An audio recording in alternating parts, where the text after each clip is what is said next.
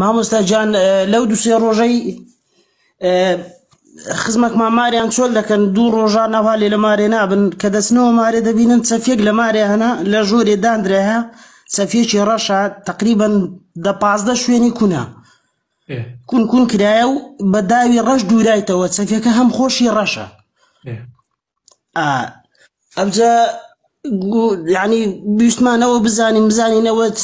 یعنی دەبیت چ بیتن و کو دانرابی و یعنی لە چ بابەتە گەوشتە ئەوە کرایە والحاصل نازانم بەڵام ئێمە ئەگەری ئەوەی بۆ دانین ڕەنگە بۆنە ئەمە جادوو بێت لەو ماڵە کرابێ هەڵدرابێتە ئەو ماڵەوە بۆیە باشترین شت ئەوەیە ڕوقەی شەرعی بەسەرا بخوێندرێ و بەتاڵ بکرێتەوە ئەنجا مامۆستای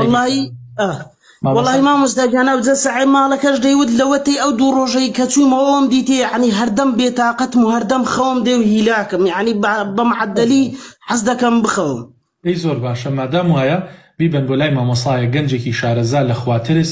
بەبێ پارە بۆتان بەتاڵ کاتەوە ڕوقەی شەرعی بەسەرا بخوێنێت